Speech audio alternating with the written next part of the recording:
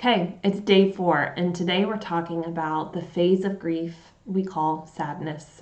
Some even call it depression, depending on how deep it can go. This is, again, natural, normal phase of grief, and most of us assign the word grief to this phase of the grief process. We tend to say we are grieving when we are crying, when we're feeling the sadness that goes really deep within us.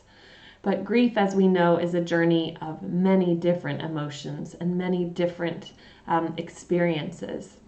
So this phase of sadness, what I find with my clients and even with myself is there's this fear that the hole is so deep and that sadness will overtake us so much that we're afraid to even begin. We're afraid to even let the tears start. Now, some of you who have no issues crying might be like, oh, no, I love, not love, but I love letting out those emotions. Crying comes naturally. But for those of us who struggle with it, there's the fear that if we open up the floodgates, they'll never be shut again. And the reality is our body will know when to stop itself. But the sadness we feel and the depression that can come with grief can feel very overwhelming. It can feel like it swallows us up. This is typically the phase where people struggle with getting out of bed, taking care of themselves, like brushing their teeth and taking a shower.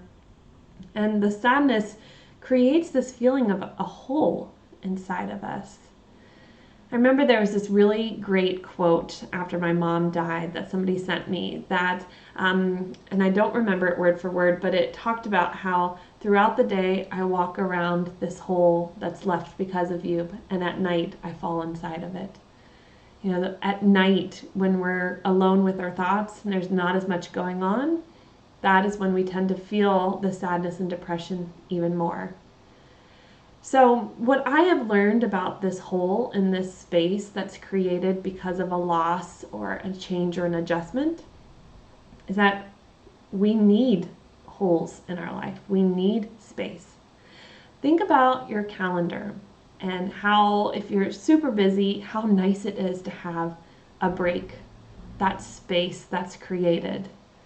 Think about if every time you picked up a glass, it was already full of something, maybe something you don't even really want to drink, then you'd never be able to have the room in it to fill it up with what you actually want. There is a great part of the Tao Te Ching that talks about this, that the most usable part of a bowl or of a wheel is the space inside, the hole, so that the rod can go through and the wheel can move. We need emptiness. We need that space. And as uncomfortable as it is, sort of feeling like it's being carved out of us, it is that space then that we can have for other people.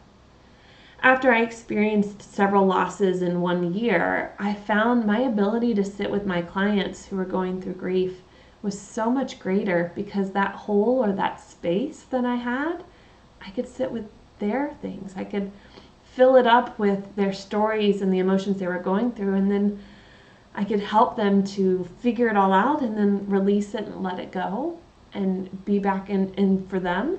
And I had that space again, and I realized it helps me be a healthier and better person, not only just as a counselor, but even as a mom. I find because I'm okay now with that empty space inside of me, that that place for creation, that when my kids get hurt or someone around me is going through pain, I don't try to fix it immediately. I honor and respect that their sadness needs to be there, that they need to go through the uncomfortability, and maybe, with my daughters, if they've hurt themselves, I don't need to cover it up with candy or food or watch this so you take your mind off of it. I let them sit with that sadness and I just hold them and comfort them, because I know that that hole that kind of feels, and it's short term usually when you hurt yourself, that short term pain, that feeling of like, oh, something has happened to me, isn't a bad thing. It's a natural part of life. So when we think about the quote, no mud, no lotus, we remember that we have to have the murky darkness, that just pit in a sense, in order for things to grow, in order for this beautiful lotus to grow. So sadness isn't, I'm not saying, hey, have a better mindset about sadness. I'm just reminding you of the feelings and thoughts that sadness create aren't always true. It will swallow me up. Okay, let it swallow you up and see what happens. See that you don't drown. See that you're actually able to feel the depth of these tears, the depth of this loss, the depth of the changes that are happening in your life, the depth of what has occurred in 2020 to all those around you, to the environment around you. You are capable of feeling that sadness and holding it, because you have had times in the past already where there's been space created to hold this. And maybe that cup is overflowing right now because it's been a whole lot. You can still endure it. And there will be days where you don't want to get out of bed. And there will be times where you don't want to shower, brush your teeth, or interact with other people. But what I've found with sadness is that it is our body's release. It's like a big release of all the things we've been carrying, all the things we've been holding on to. Often when we go through the phase of sadness, we isolate ourselves. And I challenge people who start to talk about, I feel so lonely, I feel so lonely. And I say, is it because nobody's coming to your side? Is nobody reaching out and saying, how are you doing? Hey, do you want to go have coffee? Or are you pulling away because you don't want them to see your sadness?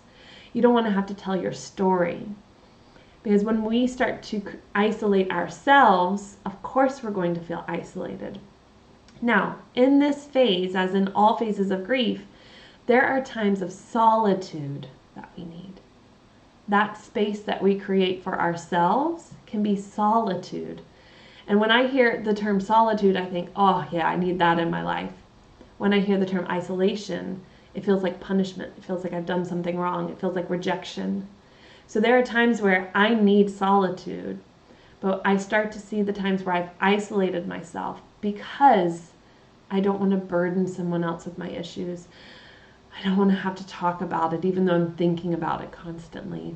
I forget that being with someone else and that connection can sometimes boost my mood, give me some endorphins, and help me feel better, to laugh for once at something. One great tool, speaking of laughter, against times of feeling this deep, dark sadness is to find some things that make you laugh. Maybe it's a video, very simple. Found throughout the first year of the loss of my mom, almost every night I would go to bed watching something that made me laugh to just counteract what I had felt during the day. It didn't disregard what I was feeling. It just helped my brain relax from all this sadness. And it reminded me that, you know, I can have laughter and smiles and still grieve. It's very much like we can experience gratitude and loss. And we don't have to have one or the other. They can coexist. It's the power of and in grief and the power of and of our emotions. We can experience sadness and still experience happiness at a birthday party. Or we can miss that person and still value who's still here on earth. It's the power of and. So sadness, as we talk about this today, I want you to think about what is it that makes you afraid, if you are, of the phase of sadness of grief. Is it the fear of it swallowing you up? Is it the fear of the floodgates never closing? What is it about sadness that tends to pull you away? And if you're comfortable with the phase of sadness, what is it that's so comfortable for you?